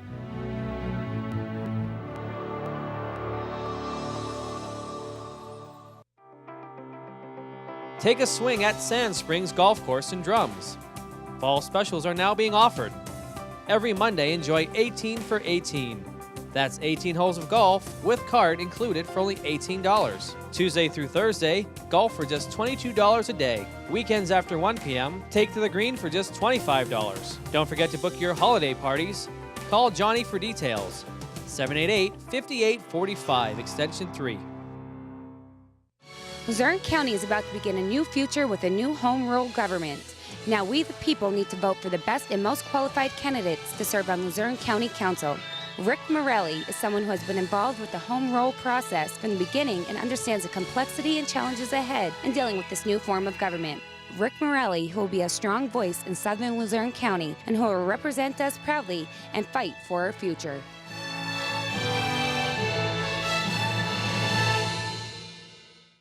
Fred Parentoni is a family man and very responsible. He cares about people, truly cares. I'm voting for Fred Parentoni for judge because he's honest and compassionate. He's exactly what this county needs. Fred has a genuine interest in seeing our county move forward. He isn't afraid to stand up to adversity. I'm Fred Parentoni. I will work to keep our community safe, to keep you safe. Vote Fred Parentoni for Judge of Luzerne County. Welcome back to the Sam Lesante Show, folks. First of all, I want to thank the candidates for being here. I applaud each and every one of them who are running for an office. It's a difficult task, I'll tell you. With a $120 million corporation, it really is a challenge, and I applaud each and every one of them for running. It's up to you to decide who is going to represent you, and the most important thing, are they qualified? And that's the important thing. My personal opinion, we have some members on the board now who are not qualified. Great people, not qualified, costing us millions of dollars over the long run. That's only my personal opinion. Now, I want to ask a question here about experience. Okay, what experience do each one of these people bring to the school board? Now, by that I mean, well, they'll tell you, but then there are committees that are formed. Now, if I'm experienced in business, then I should go on a committee, a business oriented. And so therefore, what I like to ask them is, what experience do they bring? So to paraphrase what Mr. Bonomo said, the school board's job is to make sure that the school is properly run, not to run it. That's the problem. Some board members currently on the board want to run this district because they have their own personal agendas. And this is where we're hoping that through via SSP TV and the standard speaker, we'll expose these particular people. So let's get back. We'll start with Marfie. Let's start with you. Okay, what experience do you bring, and what committees do you think you should be on? The experience I bring is being in the healthcare field in the area for the last 33 years or so, knowing my community first of all, and working in the healthcare profession. As a nurse manager, I'm responsible for, first of all, the budget and the finance of my department. I'm responsible for the education of all my staff. And as a parent and having 3 children that have gone through the Hazleton District, I know firsthand what our students are dealing with in the many changes that are going on in our world and how their education is what they need. Some children in our district, being in school is the only safe place that they have to go in their lives right now. One of the committees I'd like to be on would be, I'd like to be part of the Finance Committee since I have some experience with that. Yes, some other board members may be more experienced, but because I have some background in that because of the budgetary items that I deal with in my department as nurse manager, I feel that I have some responsibility for that. Thank you, Marfie. Let's go to Mr. Bonomo now. Sam, I take with me as a school director 20 plus years of business experience in the Hazleton area. Through those 20 years, we've dealt with a bunch of different things, setting budgets, dealing with people day in and day out. Presently, I am an auditor, and it sharpened my skills as far as budgetary needs, et cetera, et cetera. For 20 years, I've been dealing in real estate successfully, and so I think if push comes to shove, I think the main committee that I would like to stay on is facilities and capital projects. I know I brought with me a list of the capital projects that we had addressed last year, and presently there are 15 projects that we implemented, and that to this point in time they are all successfully completed. I mean, I'm certainly not one to procrastinate. If I set my mind to something, I just go 100% at it to get it done. Again, it's something. There's so many issues in our school district, but preventative maintenance, which most of these capital projects items are, they need to be addressed because we sometimes push things off from year to year to year. Now you look at some of the problems we're having at our high school with the repointing, with the roof problems, with the fascia problems. All these things cost a lot of money. Right now we have a major project that needs to be done in the high school on its roof. We have no money left in last year's capital projects, and with this year coming up, I believe there's only like $400,000, and $400,000 in a district our size, it's not going to take you very far. So again, I would like to stay on facilities and capital projects because I feel like that's where my expertise is. Thank you, Tony. Dr. Childs? Sam, I'm 36 years a pediatrician in the Hazleton Area School District. Like Mrs. Yannick, I have children who have gone through the district. I have 2 of them. And I'm in the very unique position of having watched the significant changes in education in this district between the time one graduated in 1994 and the second one graduated in 2007. The questions that are brought to my attention most commonly, again, being a pediatrician, are questions that involve education, questions that involve extracurricular activities for children, and quite frankly, my one committee of particular interest is the curriculum committee. How do I see my job over the next 4 years if I'm reelected? I'm hoping that I can be part of setting up an accountability scheme for the staff members of this district, of which we can all be very, very proud. The citizens of the community, first and foremost, and that includes, of course, the taxpayers, the teachers themselves, and the staff members themselves. When you have a few rotten apples that spoil the barrel, everybody looks bad. And I think that the conscientious staff members, conscientious teachers, conscientious administrators are very anxious not to continue to be contaminated by poorly performing staff members. When it comes to when it comes to the board, I think that we could certainly do something to make ourselves much more accountable than we have been over the 12 years that I've been on this board. Thank you, Doctor. Brian? Well, Sam, I would like to stay, on the finance committee.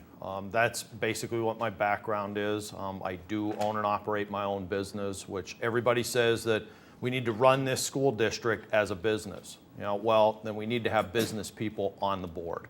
I have to do budgets every year for the 3 businesses that I have. I have to do risk management, and planning. That's one thing I don't think we do a whole lot of in this school district is planning. What is our strategic plan for 5 years down the road, 10 years down the road? Do we build in any contingencies?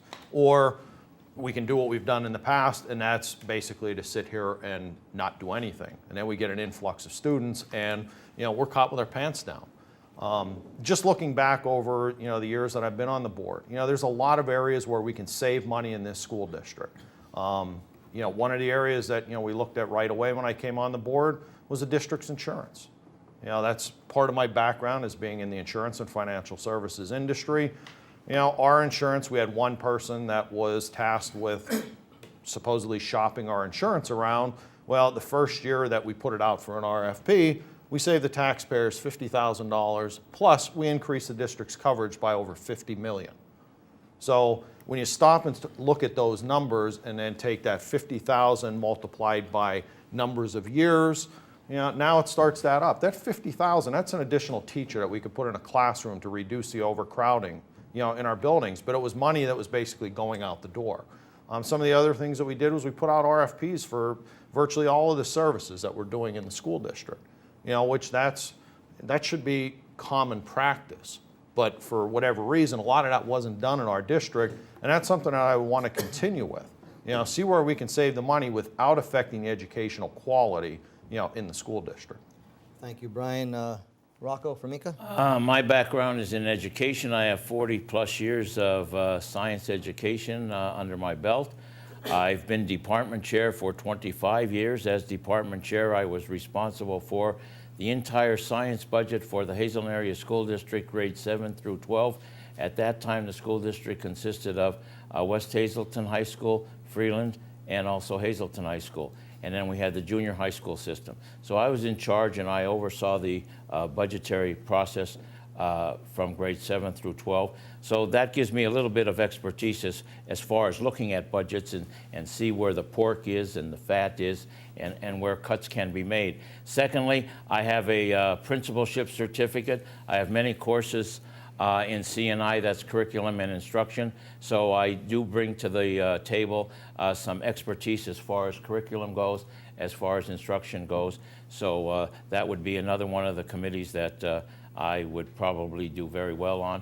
And if there's an education committee, the same would be true of that.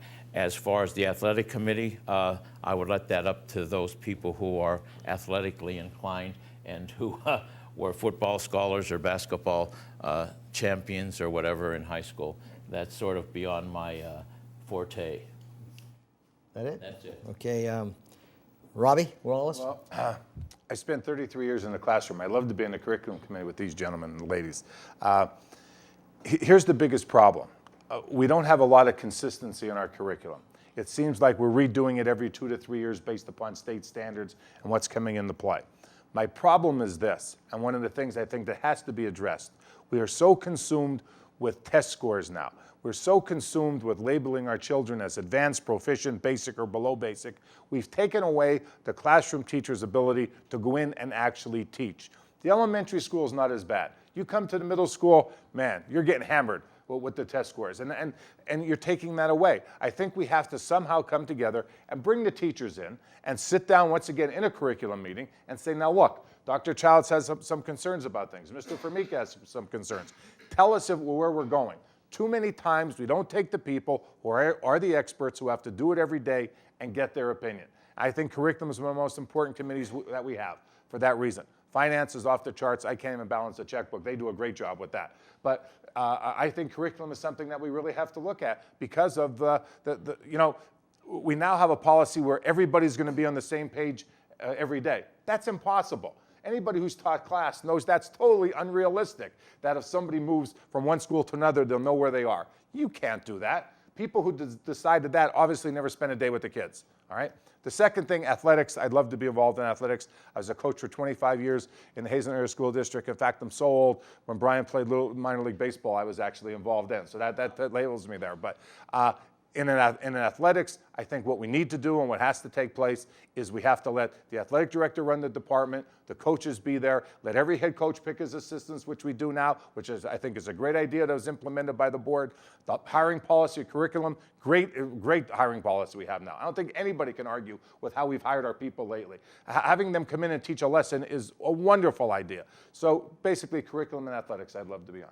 Staying with the teachers, folks, I've been saying this for a number of years, and it's not because I was a teacher before. I want to say this unequivocally, that without question, we have the finest teachers in the state of Pennsylvania. They work hard, the aides, everyone who's there, they've been working so hard under a lot of difficulties, and I applaud every teacher, every administrator, and every aide that's working in the system today. They are doing a superb job, and I want to applaud you for doing that, really. I would not want to be a teacher today to do what you guys have to do. With that being said, I'd like these people to respond to how they feel the current educational system is. And let's start with Morphy. I'll give you a minute to respond. I agree with you, Sam. There are many good teachers in our district. I think one of the things that has to change, the state is constantly changing the standards, and the teachers need to meet those standards and keep our children up to those standards. Unfortunately, it's down to sometimes all we're looking at are the test scores. Teaching our kids how to take the tests so that they do well on the PSSAs or the SATs. I think we have to change the curriculum a little bit, get the kids back to where we need to get them so that they can move forward from preschool all the way up until 12th grade. Thank you, Morphy. Robbie? Well, and this has been discussed a lot. What makes a bad teacher? Okay, I think that depends upon who you ask. There might be people who had me in school who think I was a bad teacher based on the style that I did things. There's other people who I would say, I wouldn't do things that way. I think what we have to do is we have to sit back, We can't evaluate what's going on in the classroom based upon test scores because our children are so diversified, it's incredible. And you have some people who have a knack of just getting through to that slower child, who want those children in their classroom, who are never going to be proficient because they just can't do it. There's many things. If it wasn't for Mr. McGee, and I'd still be in high school trigonometry. I just never got it. But I think what we have to do is we have to look at those relationships. Where there's concerns, that's the building principal's responsibility. If there's a problem, the building principal has to deal with that situation. If he or she doesn't, they're the ones who have to be held accountable. All right? It's that simple. Thank you. Rocco? Right now, I think too much time is being spent on testing and retesting and getting kids and students prepped for the PSSAs, prepping for the SATs.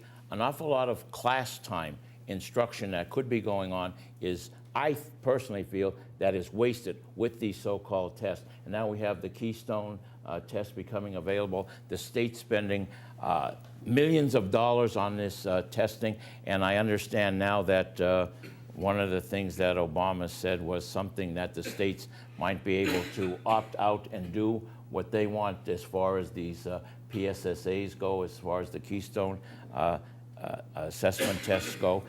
But too much time is wasted on this testing, the PSSAs. What happens? The students get tired of it. What happens when it comes time for the test? The students, you know, they're not gung-ho about doing well. They think that this test is just a test, you know, that they don't have to succeed.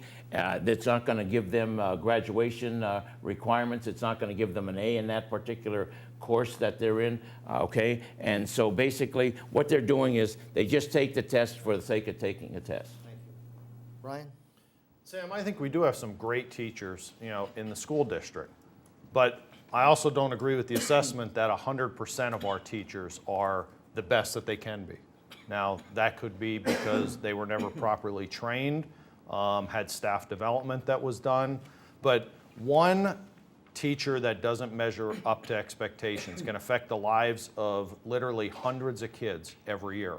One of the things I was happy about that Mr. Morello did was he started doing the walkthroughs with the, you know, with the administrators and getting the principals out of their office and into the classroom, the vice principals. But I also think as a board, we need to create the environment where our teachers can teach.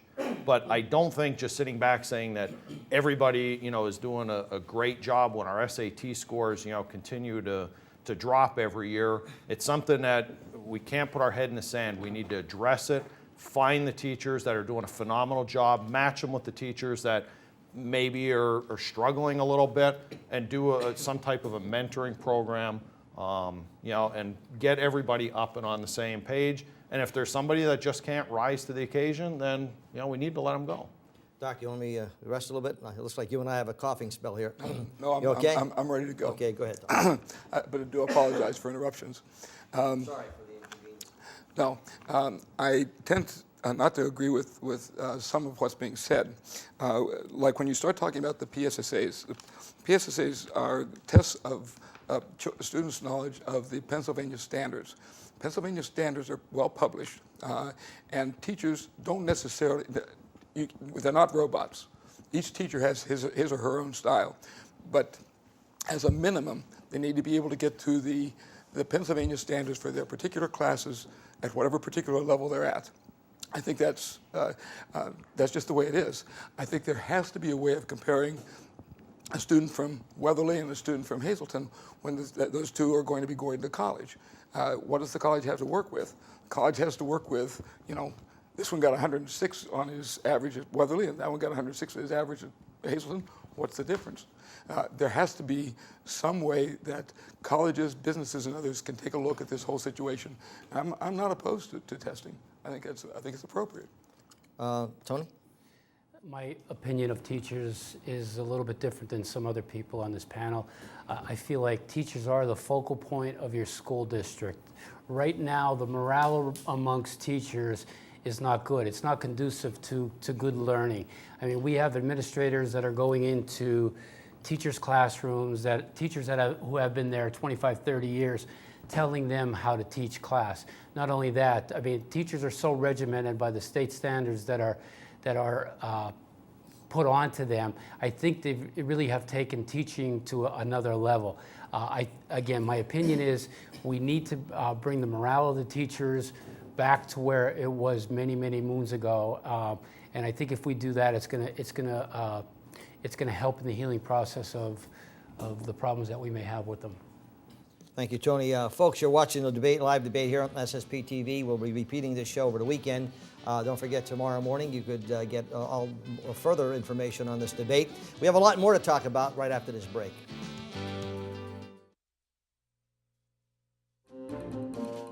West Hazleton residents vote Nemeth and Sandsey for Borough Council, dedicated to maintaining a strong police force and keeping our borough on the right path, and committed to cleaning up our neighborhoods. Continue the progress, vote Nemeth and Sandsey. I'm Molly Hanlon-Marabito, and I'm running for judge. 30 seconds is brief, but it's enough time to talk about integrity. Raised in 40 Fort, I learned about integrity from my mom and dad. After graduating from the University of Notre Dame School of Law, I returned home to Luzerne County. I've never forgotten those early lessons in all my years of practice. I have over 22 years of courtroom experience. I prosecute criminals. I'm endorsed by law enforcement. I ask for your vote, your support on November 8th. Now more than ever, well-known furniture stores are bringing in poorer quality. If you want to walk into a store and see furniture you'd be proud of, come to Farrow's Furniture Store in Hazleton. The key to our success is simple. We've always sold furniture of quality, good enough to put into our own homes, and that says it all. Stop by the Farrow Furniture Store on 77 North Wyoming Street, Hazleton. Luzerne County needs Dick Hughes as judge. With the highest ethical rating possible, he'll bring integrity to our court. Dick Hughes, a quarter century of broad-based legal experience in the courtroom, and as a criminal prosecutor, he's endorsed by law enforcement. Dick Hughes, committed to running an efficient court that saves tax dollars. Vote Dick Hughes for judge. The right person, the right time. Since 1949, Craig's Tire and Auto has been servicing the Hazleton area with fine gas products and service. Going on right now is a special on 4 new Cooper tires. You will get $40 to $75 in mail-in rebates. Craig's Tire and Auto Service, your winter car headquarters at 620 East Diamond Avenue in Hazleton. Luzerne County is about to begin a new future with a new home rule government. Now we the people need to vote for the best and most qualified candidates to serve on Luzerne County Council. Rick Morelli is someone who has been involved with the home rule process from the beginning and understands the complexity and challenges ahead in dealing with this new form of government. Rick Morelli, who will be a strong voice in southern Luzerne County and who will represent us proudly and fight for our future.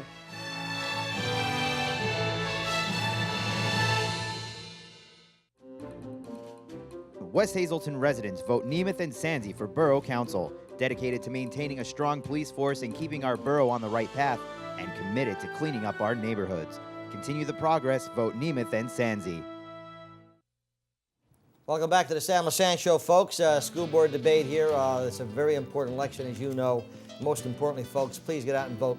And for those of you who have been calling, yes, we're going to have a mayor's debate, and it'll be scheduled next week. You can check the Standard Speaker and our news, and we'll let you know when the debate will happen, but it will happen next week, okay? Question here about running as a team. Running as a team.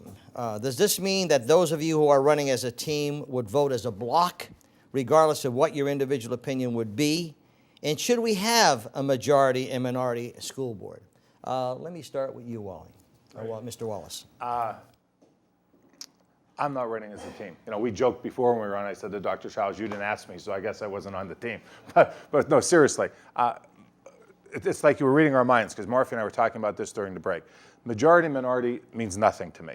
If you listen tonight, the 6 of us here agreed on a lot of things, all right? And I think what takes place is each issue comes up, you analyze the issue, we talk civilly like we are, and then you vote. And however it turns out, it turns out. You know, I'm not into this, because if you take a look at most of the major decisions that have happened in our district over the last few years, whether it was hiring Mr. Marola, going back to intensive scheduling, buying the buildings, you know, Mr. Marola's buyout, none of those were 5-4 votes.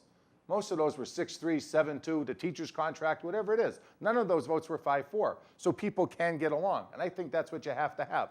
Whoever is the board president puts everybody in charge of a committee, puts everybody on the committees, and you sit there and you talk civilly. All right? Just because I'm not on their team doesn't mean I'm not going to talk to them, doesn't mean that we're not going to agree on things. That's ridiculous to look at it that way. And I think you have to sit down, you get all 9 board members together, and you talk civilly. You take your personal feelings if you have, you throw them out, leave them outside the room, and let's talk. As I said at the beginning, you have good people here willing to give up their time and effort, spend a lot of time away from their families to contribute to our district, to try to make our district better. That's what all 9 people should want to do. So hopefully, when it's all said and done and December rolls around, we have 9 people willing to sit down together and work as one to make our district better. Marfi? Like Robbie said, we were just discussing this issue, and it goes back to taking each issue, deciding what is best first for the children in our district so that the children can learn and so that the teachers can teach, and that's what it goes back to. I really don't think this is that much of a debate tonight, because I think all 6 of us are basically agreeing on most of the issues at hand. We're all reiterating the same thing, that we need to do what's best for our children and what's best for our teachers so that they can carry out their teaching in the district. Thank you. You're welcome, Marfi. Let's go to Mr. Bonomo. I agree with Murphy, because the fact that everybody seems to be in agreement on most subjects is a good point. But the fact is, to say that there isn't going to be a majority or a minority, I kind of doubt that. I'm hoping otherwise, but again, spending the last 4 years on with similar people on the board, there were a lot of votes that their people just went and just voted with their hearts and their minds. So, yeah, it would be nice to get away from it, but to think that we are going to get away from majorities and minorities, I tend to think not. Again, we could do what Mr. Wallace had said, put people in charge, everyone in charge of a different committee. That certainly would help the healing process as far as it goes. But again, I'm still leery about whether we're going to have majorities and minorities. Dr. Childs? Mr. Lesante, you asked the question about why you run as a team. In my view, running as a team suggests that you have some very, very similar basic principles with your teammates. Your views toward education, how to advance it, and maybe most importantly at this time, how to make it accountable. Your views toward how you're going to be using taxpayer money, whether it's going to be used for salaries, whether it's going to be used for buildings, whether it's going to be used for whatever it may be used for. That you have similar ideas with regards to how you are going to hire personnel within the district, what kind of attitudes you have toward getting the best teachers, the best superintendents, the best of whatever. Yes, we're all interested in the students, but I think that there are differences, and the fact that you run as a team suggests that you have the same basic principles as your teammates. As far as voting on the board is concerned, once you get on the board, I would anticipate that any of my teammates will choose to vote however he wishes to on any given issue. I would hope that the basic principles we started with will continue to be the basic principles we follow. But when it comes to voting for any of 10,000 minutiae which come up over the next 4 years, I expect each of us to do his own thinking and his own doing. Thank you, Doctor. Brian?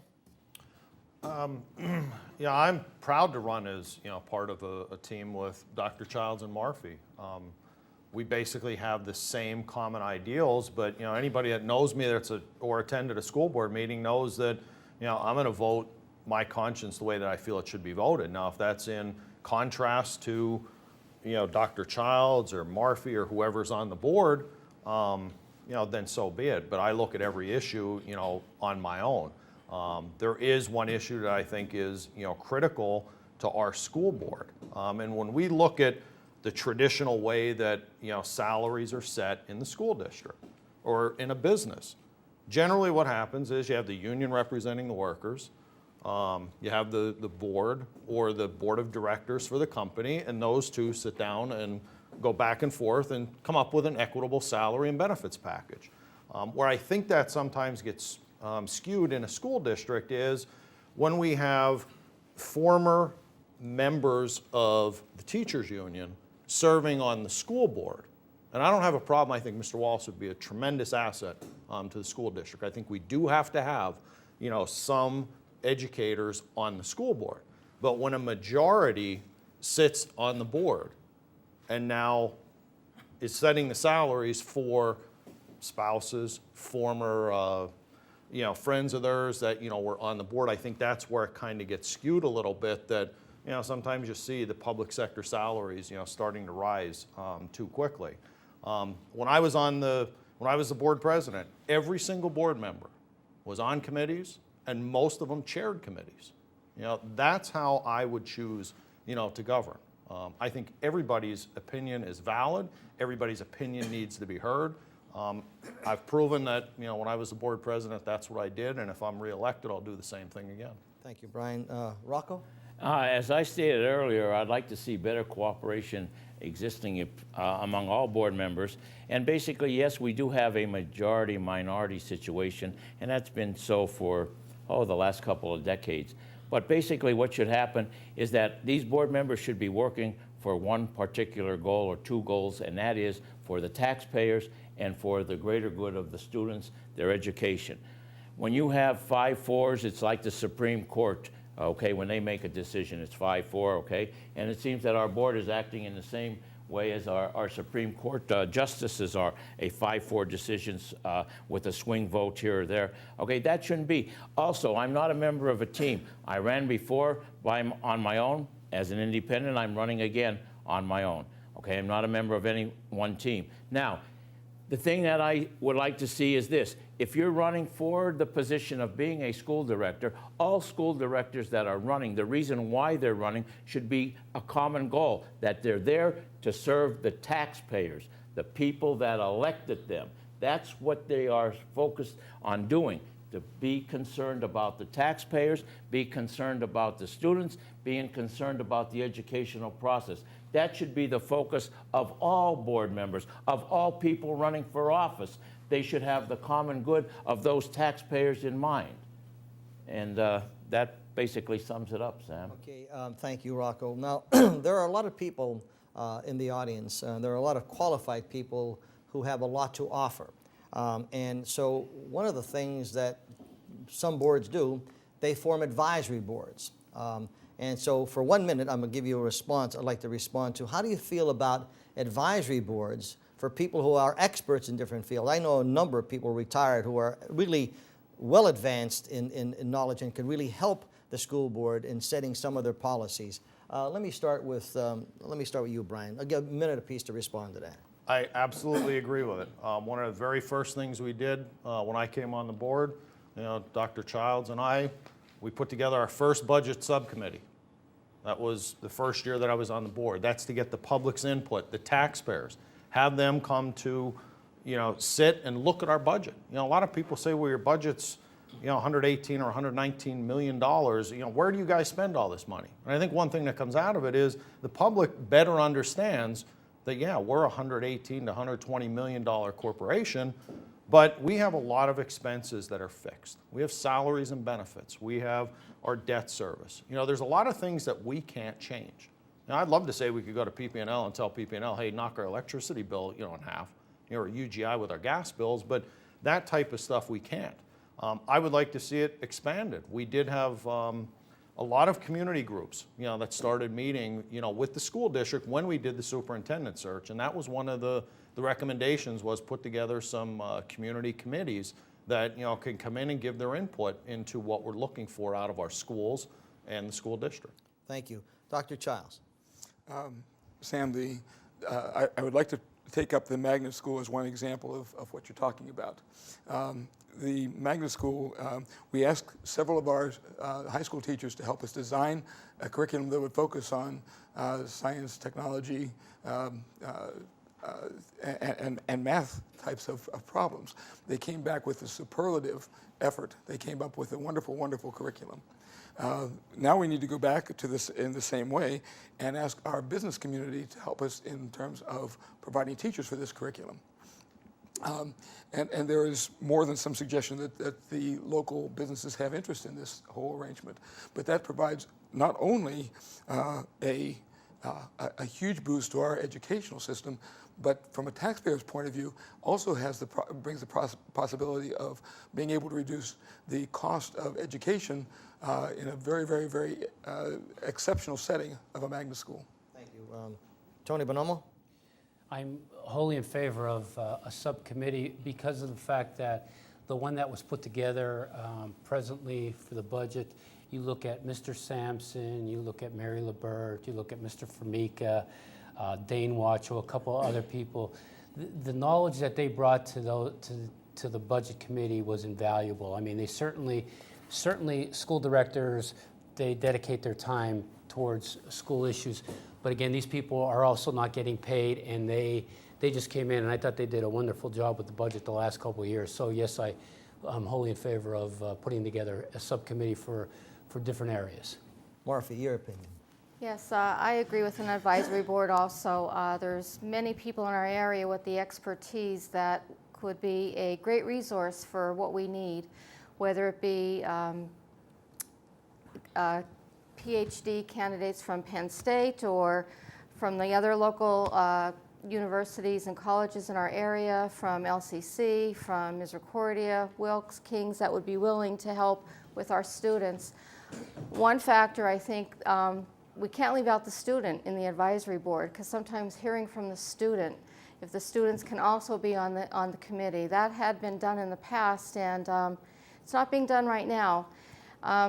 Because when students move on to college, one of the things that a lot of the colleges ask for is what the student did beside their studies. And if they were on an advisory board in their own district, it would look great for them to move forward into their college education. Thank you, Murphy. Robbie Wallace? I'm going to expand on Dr. Childs with the magnet school. I think two things that haven't been discussed about the magnet school where we could use outside help is, one, we have no admission requirements right now. And I think that's the first thing that has to be done. If you take a look at other schools, they set a GPA, some set it at 2.0, some set it at 3.0. Essays have to be written, interviews have to be done. I think bring business community people in and saying what is it that we're looking for would be a great idea with that. The second part of the magnet school that hasn't been discussed is a director. We need somebody who has magnet school experience to come in and run this school. You just can't pick any administrator and toss them there and say run it like a school, because it's not run like a school. It's entirely different. The scheduling is entirely different. So I think advisory committees that come in to help admission requirements, to help do the interviews of the kids who are coming through, to read their essays as to why they want to be there, to help selecting a director to come in. And the director should be hired probably a year ahead of time, at least, to give him a chance, him or her a chance, to get it off the ground. I think advisory boards would be very good in those two areas. Thank you. Rocco, Formica? Advisory boards or groups are a good idea, but they're only as good as if the members of the board that are on that particular committee happen to be there to hear this advice. I was on the budget committee for 2 years running, and there was an awful lot of important discussions going on, and every time I went, I saw 1 or 2 board members. It was disheartening. If the board members want to see what's going on in the budget, they're the ones who are going to say, we have a tax increase, no tax increase. They should have been there listening to that advice that was going on. They should have been part of that. That's the reason why they are a school director, okay? They should be concerned about the taxpayers. Every time I went every time we had a meeting. But I look around the room, I saw a few school directors there. Tony was there most of the time, then only 1 or 2 others, you know, now and then. It should be a group effort if we're going to have these advisory groups. Otherwise, they're not important. They're meaningless if you're not going to have the members, the board members that are part of that committee being present for all of those. We have committees now, and I hear, you know, through the grapevine that certain board members aren't showing up even for their own committees. They're missing time and time again. Well, this is ridiculous. Either you have the time or you don't. If you have the time, then run for a school director. If you don't have the time, you shouldn't even be running. Thank you, Rocco. I gave him a few extra seconds, folks, because Rocco was not here for the first part of the meeting. I know there are tons of questions, and particularly the cost of what the two buildings are going to be. I want to thank Tony Bonomo, Dr. Childs, Brian Early, Rocco Formica, Robbie Wallace, and Marfi Degenhart-Yannick for coming here tonight. It's a challenging job, folks, but remember, we are in a situation today because we vote for people because they're friends. We vote for people because from big families. Vote for people here today who you feel are qualified. You're paying the price for that. I want to thank Mia Light from the Standard Speaker. Don't forget, tomorrow morning you'll read more about this debate. Plus, go to standardspeaker.com, ssptv.com, 24/7. You'll be able to view this show at any time. We'll see you next time.